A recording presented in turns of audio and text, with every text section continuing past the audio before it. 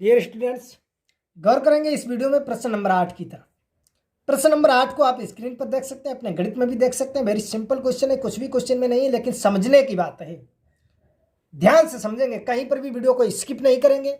यदि थोड़ा सा भी वीडियो को स्किप कर दिया आपको अच्छी तरह से समझ में नहीं आएगा। ध्यान से, यदि आवाज़ कम हो तो आवाज़ को बढ़ा लें, वॉल्यूम को बढ़ा लें, सही से ईयरफोन यानी लीड लगा लें अपने कानों में, और सही से एक एक शब्द को ध्यान से सुने और ध्यान से देखें।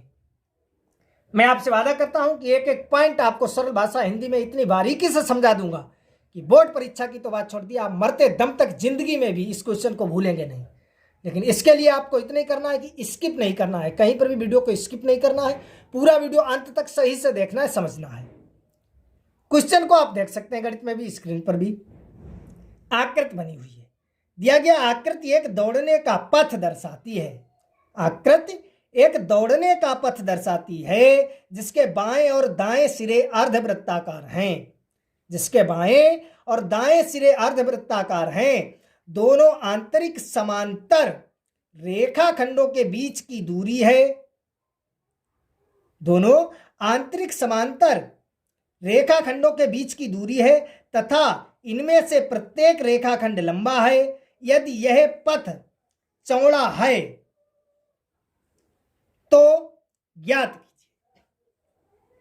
अब देखिए, जो क्वेश्चन आपको स्क्रीन पर दिखाई दे रहा होगा, जो क्वेश्चन आपको स्क्रीन पर दिखाई दे रहा होगा, इसमें थोड़ी कमी है, इसमें थोड़ी मिस्टेक है। क्वेश्चन में मिस्टेक क्या है? इसमें देखो, दोनों आंतरिक समांतर रेखाओं के बीच की दूरी है। अब यह बताया ही नहीं गया है कि दूरी है कितनी, तथा इनमें से प्रत्येक रेखाखंड लंबा है।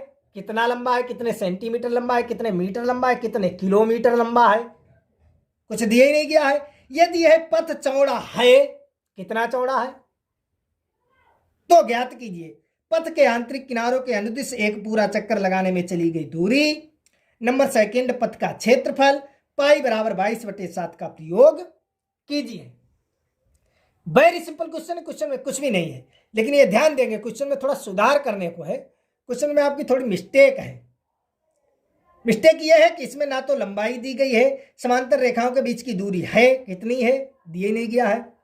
प्रत्येक रेखाखंड लंबा है, कितना लंबा है, दिए नहीं गया है। यह पथ चौड़ा है, कितना चौड़ा है, दिए नहीं गया है।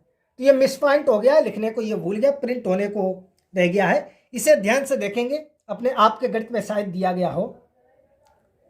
हमारे गणित में ये जो है ऐसे ही लिखा है। इसमें ये जो आप स्क्रीन पर देख रहे होंगे ऐसे ही क्वेश्चन, हमने ये फोटो जो है खींच कर लगाई है, स्क्रीन पर आप देख रहे होंगे ऐसे ही क्वेश्चन हमारे गणित में लिखा है। इसमें ये दूरी, लंबाई, चौड़ाई और ये जो है दी नहीं गई है। आपके गणित में शायद दी गई होगी, आप देखेंगे ध्यान से। सही है, तो हमने भी ये देखा था, फिर हमने एक दूसरा गणित लिया है।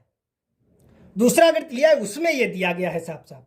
यदि आपके गणित में नहीं दिया गया तो हमारे क्वेश्चन को सही से देखेंगे हम कैसे सॉल्व करते हैं। आप भी अपने गणित में वहीं पर भी कर लेंगे, कितना लंबा है, कितना चौड़ा है, कितनी दूरी है दोनों रेखाखंडों के बीच में। यदि आपके गणित में ये मिस पॉइंट नहीं दिया गया है, ये दिया गया है तो फिर सही है। ये नहीं दिया गया तो आप भी सुधार उसमें कर लेंगे। हमने दूसरा गणित लिया है, उसमें दिया गया है तो देखेंगे। तो यदि आपके गणित में नहीं ये दिया गया तो आप इसमें सुधार कर लेंगे कि आकृति एक दौड़ने का पथ है। ध्यान से मिलाएं, सवाल को अपने गणित में देखें, जहां पर सुधार करने को है वहां पर कर लें। आकृति एक दौड़ने का पथ दर्शाती है जिसके बाएं और दाएं सिरे अर्धवृत्ताकार हैं। दोनों आंतरिक समांतर रेखाखंडों के बीच की दूरी 60 मीटर है। 60 मीटर है, यहां पर आप नोट कर लेंगे यदि आपको क्वेश्चन में नहीं दिया गया। तथा इनमें से प्रत्येक रेखाखंड 106 मीटर लंबा है। 106 मीटर लंबा है, आप सुधार कर लेंगे। यदि पथ 10 मीटर चौड़ा है, पथ जो है वो 10 मीटर चौड़ा है तो ज्ञात कीजिए। सही है, तो दोनों समांतर रेखाखंडों के बीच की दूरी जो है वो 60 मीटर है। प्रत्येक रेखाखंड जो है 106 मीटर लंबा है और पथ जो है वो 10 मीटर चौड़ा है। समझ गए आप? यदि आपके गणित में भी मिस पॉइंट है, मिस प्रिंट है तो आप सही से कर लेंगे। चलिए हम चित्र को सही से बनाते हैं, आप भी बना लीजिए। तो चित्र की तरफ आप आसानी से गौर करेंगे, अच्छी तरह से ध्यान से देखेंगे। सिर्फ आप इसके चित्र को सही समझ लीजिए, बस कुछ भी नहीं है। सही, इस टाइप का चित्र बना है, ये हमने अपनी तरफ से कर दिया है। सही है, ये जो लंबाई, ये रेखाखंड है, ये आपका दिया गया है 106 मीटर। सही है, जब ये है 106 मीटर तब ये भी आपका होगा 106 मीटर। सही है, समझ गए आप अच्छी तरह से। सही, और ये जो है चौड़ाई, ये आंतरिक, जो ये देखिए ये जो आंतरिक, ये समांतर है रेखाएं, आपका क्वेश्चन कह रहा है, और ये समांतर रेखाओं के बीच की दूरी, ये आपका सवाल दे रहा है 10 मीटर। सही है, और ये जो ये रास्ता जो आपका चौड़ा है, ये आपका है 10 मीटर। समझ गए, चाहे यहाँ की बात की जाए, चाहे यहाँ, चाहे यहाँ, चाहे यहाँ, कहीं पर की बात की जाए, 10 मीटर चौड़ाई है। इन दोनों रेखाओं के बीच की दूरी 60 मीटर है इनकी, और ये जो रेखाखंड 106 मीटर लंबे है। समझ गए आप अच्छी तरह से। चित्र को आप सही से देख लें, समझ लें, अच्छी तरह से गौर करें, चित्र को सही समझ लें, बना लें, और बस कुछ भी नहीं है। फर्स्ट आपका क्या पूछ रहा है, फर्स्ट आपका क्वेश्चन पूछ रहा है पथ के आंतरिक किनारों के अंदर से एक पूरा चक्कर लगाने में चली गई दूरी।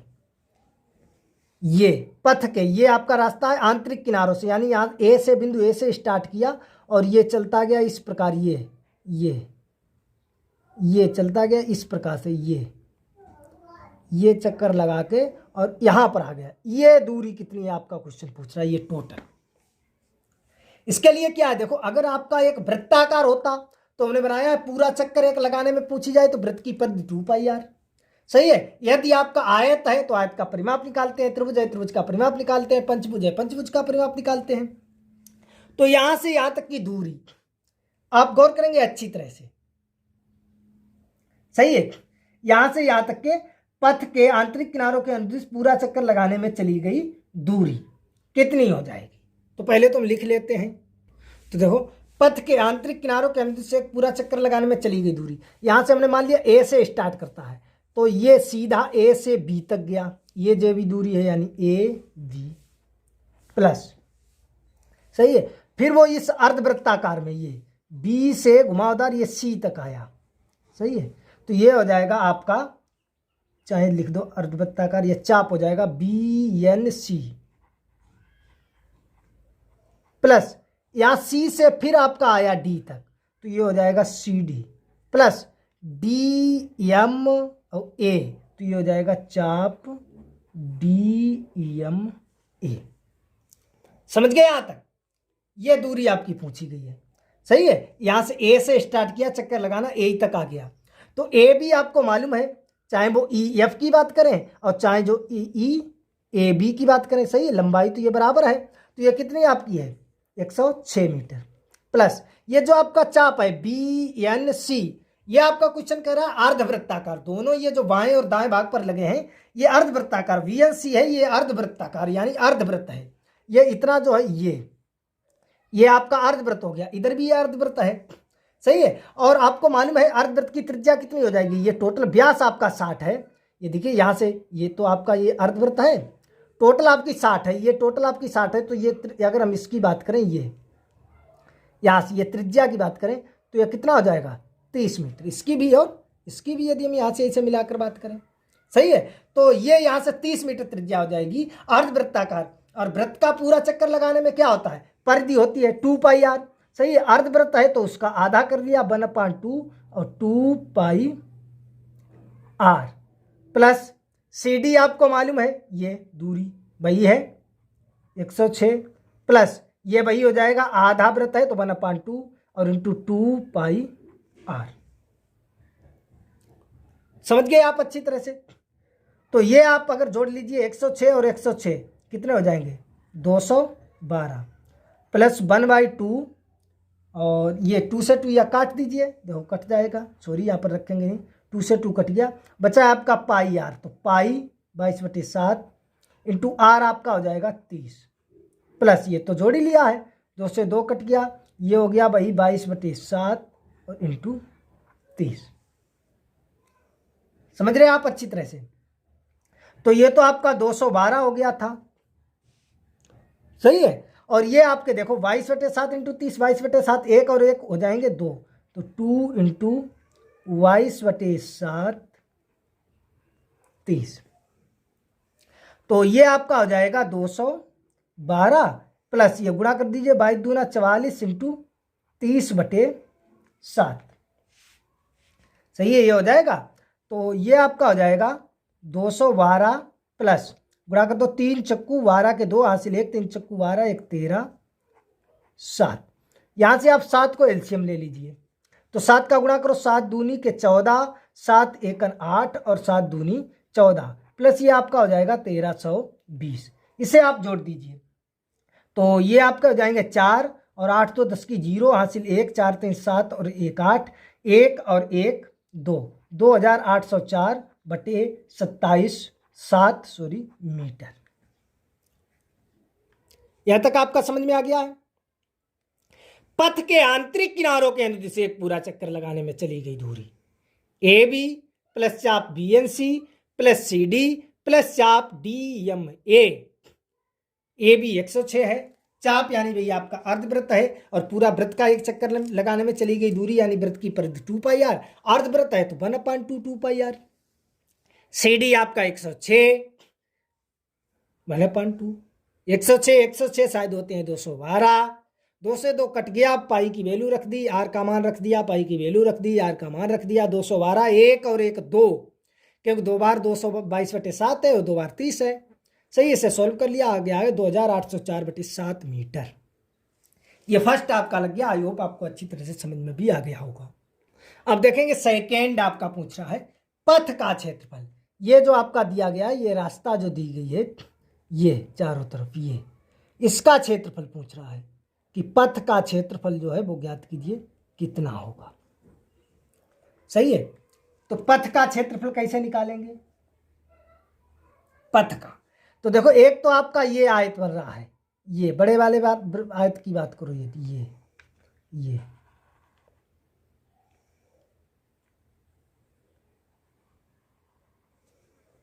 ये इस प्रकार से बनेगा, आप देख सकते हैं बन जाएगा आपका, बनेगा। तो यदि हम इस आयत के क्षेत्रफल, ये जो भी आपका ई एफ जी एच इस आयत का क्षेत्रफल निकालें और इस आयत के क्षेत्रफल से ये जो आपका है ए बी सी डी इस आयत का क्षेत्रफल घटा दे तो इतना निकल के आ जाएगा। समझ गए आप? ई एफ जी एच इसका निकाल लें और इससे ए बी सी डी का घटा दे तो देखो इतना ये और ये निकल के आएगा।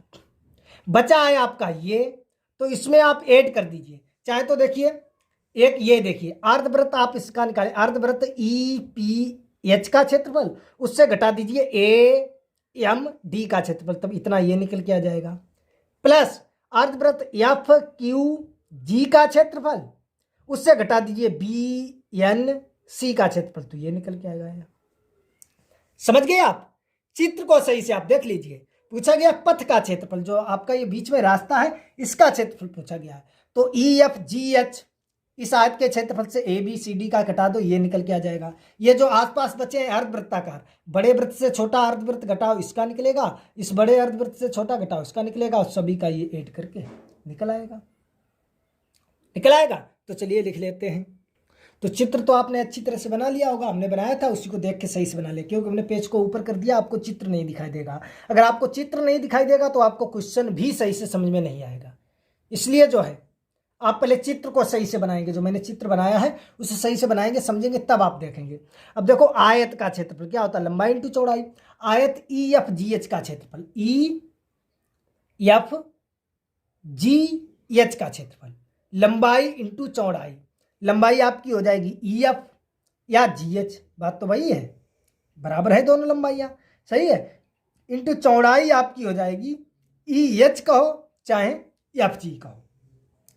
तो देखो अगर हम निकालें आयत ई एफ जी एच का क्षेत्रफल, इसके लिए लंबाई तो आपकी वही हो जाएगी 106 इंटू चौड़ाई आप देखेंगे बड़े वाले आयत के लिए, क्योंकि दोनों जो ये समांतर रेखाएं आंतरिक किनारे हैं इनके बीच की दूरी 60 दी गई है, और 10 मीटर ऊपर चौड़ा रास्ता और 10 मीटर नीचे चौड़ा रास्ता। तो 10 और 10 20 मिल जाएगा, 60 और 20 80।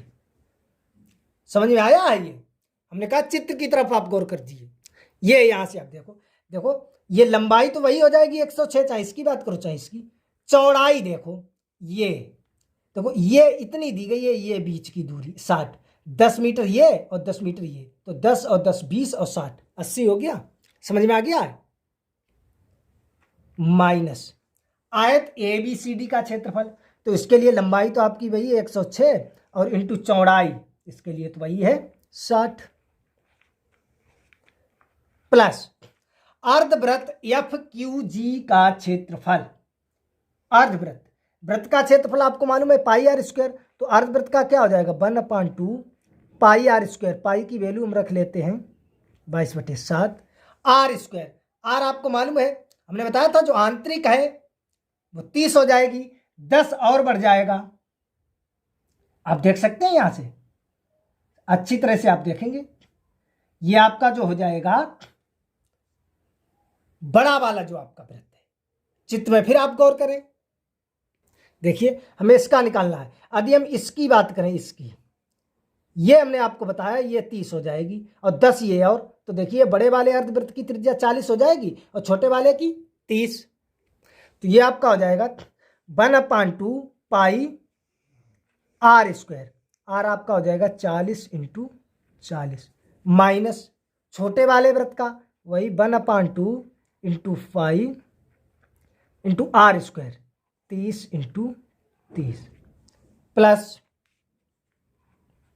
सही है, एक अर्धवृत्त और बचा है उसका भी वही हो जाएगा 1/2 × 22/7 × 40 × 40 माइनस 1/2 × 22/7 × 30 × 30।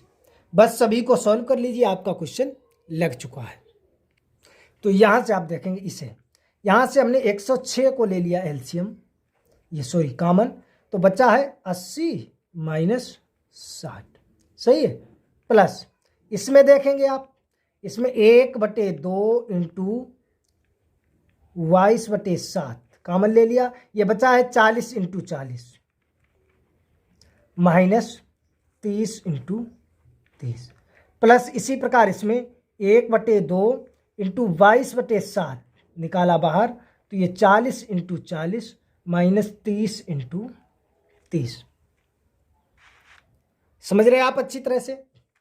तो ये आपका हो जाएगा 106 और इंटू ये घटा दीजिए कितना 20 प्लस ये आपका हो जाएगा 2 से काट दीजिए 11/7 कट जाएगा, सही है, 2 × 2 2 × 2 और ये आपका हो जाएगा 4 × 1600 और माइनस 3 × 900 प्लस इसी प्रकार ये कट जाएगा, ये आपका हो जाएगा 11/7 और ये आपका हो जाएगा 1600 और माइनस 900, सही है, समझ गए आप अच्छी तरह से। तो यहाँ से इसका आप गुणा कर दीजिए, ये हो जाएगा 2 छंग के 12 और 2 × 2, सही है, प्लस 1 और 1 देखिए ये और ये सेम है, एक ये तो ये हो जाएंगे 2 × 11/7 और ये 1600 माइनस 900। समझ रहे हैं आप अच्छी तरह से। ये आपका हो जाएगा 2120 और प्लस यहां से देखिए ये आपका हो जाएगा 22/7 इंटू ये घटा दीजिए 0 0 16 से 9 7, तो ये 7 1 7 100, तो ये आपका आ जाएगा 2120 प्लस 22 × 100। तो जब इसे सॉल्व करेंगे आप देख सकते हैं यहां से, तो ये आपका आ जाएगा 2120 प्लस गुणा करेंगे तो ये आ जाएगा 2200, ऐड कर दीजिए तो ये आपका आ जाएगा 4320 मीटर स्क्वायर। आई होप आप अच्छी तरह से समझ गए होंगे। कहीं पर कोई डाउट है, समस्या है तो कमेंट बॉक्स आप हमें बेझिझक होकर बता सकते हैं। किसी भी प्रकार की आपको कोई समस्या हुई ही नहीं होगी, लेकिन आप चित्र को अच्छी तरह से देखेंगे, चित्र को अपने गणित में देखो, समझो, हमने जो बनाया है अलग से चित्र उसे देखो, समझो सही से, एक एक पॉइंट मैंने आपको बारीकी से बताया है। फिर भी अगर आपको कहीं पर कोई समस्या है तो आप देख सकते हैं, यहाँ पर भी आप वीडियो को पॉज कर देख सकते हैं, पूरा आपको दिखाई दे रहा है पथ का क्षेत्रफल किस प्रकार से मैंने जो है निकाला है। यहां से आप वीडियो को रोको और सही से उसे समझ लो। देखने में आपको थोड़ा बड़ा लगता है होगा कैलकुलेशन, लेकिन वेरी सिंपल है, कुछ भी नहीं है, आप बहुत आसानी से आप कर सकते हैं। तो चलिए मिलेंगे अगले वीडियो में प्रश्न नंबर 9 के साथ।